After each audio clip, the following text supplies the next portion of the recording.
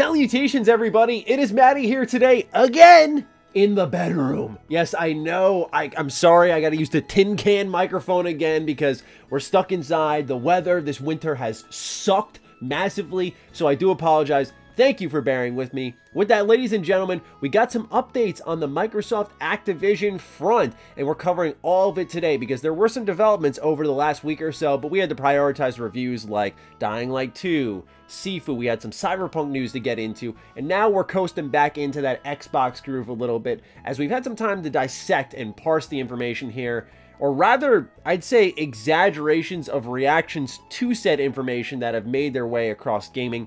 So we'll talk about all of that, as well as Nintendo. We never really talk about them here on MrMattyPlays, more so over on Retro Rebound, but Nintendo's had some interesting responses to the recent acquisitions that I think are worth highlighting as the industry moves into a much different place than it's ever been. So if you're new here, you're looking for more Xbox news and information, you are in the correct place. Normally we have a better setup, so again, bear with me. So consider subscribing, and with that, let's get into our first bit of news here. This comes from Bloomberg.com, where the article is titled, Microsoft Deal for Activision to be reviewed by FTC in the United States. The U.S. antitrust review of Microsoft's proposed acquisition of Activision Blizzard will be handled by the FTC, according to a person familiar with the matter, putting the deal in the hands of an agency that has vowed more aggressive policing of deals. The FTC will oversee the investigation into whether the takeover will harm competition instead of the Justice Department, said the person who wasn't authorized to speak publicly about the review. The two agencies share responsibility for antitrust reviews of mergers and often reach agreements about which one will investigate a deal. FTC Chair Lina Khan has long advocated for a more forceful approach to reviewing deals, particularly by the biggest technology companies, which she says are able to leverage their dominance in one line of business to gain power in other markets. I do think this is an important perspective to have. We'll talk about why. Under her leadership, the agency has sued to block two major takeovers, NVIDIA's proposed purchase of ARM and Lockheed Martin's deal to buy Aerojet Rocketdyne Holdings, which sounds like a company from Fallout. The Activision investigation will focus on the combination of the company's gaming portfolio with Microsoft's consoles and hardware systems. Regulators are likely to look closely at how Microsoft's ownership of Activision could harm rivals by limiting their access to the company's biggest games. So when this news popped, it was being reported as something that's unusual, out of the ordinary. Specifically, Video Game Chronicles said this was a change of pace. And for me, I'm like, we're talking about a $68.7 billion deal. I'd be very shocked if regulation was not involved here, if this was not thoroughly examined as it should be. It's a huge deal, the biggest acquisition our industry has ever seen. So I don't know why, compared to all the other acquisitions that have occurred, that the FTC involvement is considered an anomaly. In fact, I gotta shout out my buddy. He's been here on the channel when we talked about the possibility of Xbox being a monopoly. Rick Hogue, he's done some fantastic coverage on this specific topic as well as all the others we're going to be talking about today, and he continues to do so. So I do have to shout out his channel again because it's been guiding, I think, a lot of us on the way we think about these things, right? Having that legal knowledge to some extent helps us parse through this story where, at the bare minimum, this isn't unusual. It should be reviewed. Does that mean it's going to be stopped? Well, you could ask me, and I'll have an answer. But you could also ask CEO of Microsoft, Satya Nadella, who has some interesting thoughts of his own. Microsoft CEO confident Activision Blizzard acquisition won't be blocked. And when Satya Nadella was asked about whether he had concerns that the deal could be blocked by the FTC in an interview with the Financial Times, he expressed confidence that the company would have no issues closing on its deal with Activision Blizzard. The deal will only make Microsoft the third biggest company in the video game industry behind Sony and Tencent, according to Nadella. Quote, "It shows how fragmented content creation platforms are," Nadella said. "So that's the fundamental category. Yes, we will be a big player in what is a highly fragmented space," end quote. So, yeah, you know, Satya Nadella, CEO of Microsoft, making headlines because my man doesn't think that his company is going to be blocked off.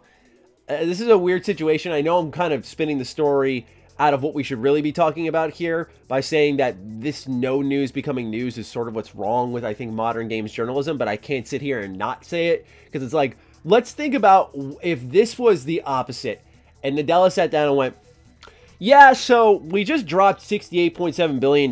We have no clue if it's going to go through, and I don't know. There's a good chance it does. Imagine if he says something like that. What that would be like. That's the head turner. That's the out of the ordinary statement. But him saying like, yeah, I think it's going to go through. It's like, gee, the CEO of Microsoft thinks that his big proposal of a deal is going to go through. I'm shocked. Let's return this to the root of the conversation. Let's talk about, I guess, whether or not the deal will actually go through. When we read about Lina Khan, that she has been a big advocate for more forceful approaches to reviewing deals, and that we also learned that the agency, the FTC, had blocked major takeovers like Nvidia with ARM and Lockheed Martin with Aerojet Rocketdyne Holdings. The main reason for that was the tech companies are leveraging their dominance in one line of business to gain power in other markets. I find this line of thinking something that's being overlooked because while these deals are about exclusivity to some extent, right, making sure the Xbox ecosystem on both Xbox and PC, they have games that are specific to their platform that drive purchasers there. But they're more accessible through Game Pass. But reading this wording here from Bloomberg, where it says the ability to leverage their dominance in one line of business to gain power in other markets, we are pushing very quickly to a subscription-based games industry. We definitely know PlayStation's working on something with Spartacus, where the report is they're using back compat tied in with, say, this recent acquisition of Bungie and all these other things to make this subscription service. So they're making acquisitions to bolster their subscription service, just like Netflix did, and just like Microsoft absolutely is, where every game from Bethesda and Activision you will be able to buy, but why would you buy it if it's in your subscription service? So they're using these acquisitions to bolster a currently young market, if you will.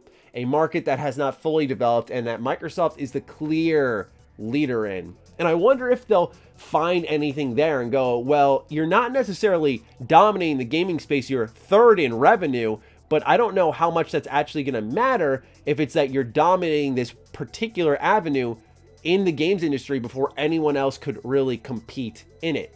You look at something like Nintendo, whose subscription service is all based on nostalgia. They're just dipping into the back catalog. It's very different there, right? Where no one is doing what Game Pass is doing. And anyone who talks about Game Pass goes, well, who would ever be able to compete with Microsoft on that level? So I'm going to be interested to see if that's ever a stopgap for this deal. Do I think anything's going to happen? No, I think it'll go through. But yeah, when it's a bigger deal like this, it's a much bigger absorption of studios and IP. It should be going through the regulatory reviews. So to those who are panicked, I'd say rest easy. But to those who are saying, well, this is nothing to worry about, it's definitely going to go through. That's not 100% true. That's never been 100% true since the day this was all announced. As exciting as it is, it can get shut down. And that is a possibility. That is a reality that Xbox fans should be prepared for, because it can happen. Do I think it will happen based off what I've read, what I've heard from more experienced people in the industry? I would say probably not. However, I did mention I wanted to talk about Nintendo because their perspective on the way the industry is going is not only somewhat refreshing, but I think it's interesting given where we see PlayStation and Xbox going, where both of them, after any major deal they make, go, we're not done. We're not done yet. Nope, nope, nope. We're not done. So let's read this article from IGN, which is titled, Nintendo isn't all that interested in acquiring companies. Prizes Nintendo DNA. Okay, well, what exactly does that mean? Per Bloomberg, Furukawa seems more keen on investing in the developers Nintendo already owns than buying brand new ones, citing the need for Nintendo DNA in the company's creators. Quote, our brand was built upon products crafted but with dedication by our employees, and having a large number of people who don't possess Nintendo DNA in our group would not be a plus to the company. End quote. Last year, Nintendo announced plans to invest up to 100 billion yen in its development studios, and that remains the plan. At that time, Furukawa made it clear it wouldn't rule out acquisitions in the future, but Bloomberg reports that Furukawa added in the latest meeting that Nintendo would only do that if it were necessary. The last acquisition from Nintendo came at the very beginning of 2021, where they had got Next Level Games, one that made sense because they not only made Luigi's Mansion 3, but their relationship with this studio dates back to Super Mario Strikers, which was in the GameCube days. So this was a long time nurtured partnership that eventually brought them into the Nintendo family, and it does make sense. The reason I find this interesting is because Nintendo has a very different game plan compared to everyone else, right? Look at what Spartacus is rumored to be, back compat, maybe day one titles or discounts on titles. We're not sure what the library is going to look like there and how it'll be presented. But then Game Pass, we know what that is. That product is there in front of us. And then you look at Nintendo's subscription service, which is all nostalgic IP. It's all it is, right? And it's not good if you ask me, especially with the expansion pack. I think it got worse. I think it got a bit overpriced, and they're not doing enough with it. So they don't need to buy studios to bolster what is their subscription service, because they are just gradually taking from a pool of old titles and feeding that service. Remember the days of Virtual Console? That will never happen again as far as I'm concerned, because they want to fuel this subscription service. So they don't need to buy companies to have a first-party lineup with quarterly rollouts. Enough people have so much memories baked in with Nintendo. I think every gamer on this planet has memories with Nintendo because of how much they have created, how fundamental they were in the DNA of what video games are to this day, creating the likes of Zelda, Mario, Pokemon, like household names, right? Like these are games that people who don't even play games have at least heard of. That's very hard to do. So Nintendo has a specific dominance where they don't really need to play this game. They're sitting on a gold mine as it is. They don't need to keep pushing like this. Think of the sales of Pokemon Legends Arceus. 6.5 million sales. That's absurd, especially coming off the heels of the recent remakes they did, which sold over 13 million copies, I believe. So Nintendo's in a very different spot than the rest of the industry, where what they're saying is quite refreshing, but they don't need to play this game with subscriptions and IP ownership. They did a good job in the early days just nurturing all of that. So while refreshing to read, I wanted to make sure people looked and read between the lines on what Nintendo's actually doing and why they don't need to do any of this. Anyway, ladies and gentlemen, that's all the news I got for you today. Just some updates on the Activision Microsoft front and some interesting comments from Nintendo that I think can tie a little bow on top. So what do you think of all this? Let me know in the comments down below. Do fire away. Other than that, follow me on Twitter, follow me on Instagram. Those links are in the description down below, along with my Patreon. Do consider supporting that as it fuels all the content I create here. Stay sexy, stay active. I love you all. Peace.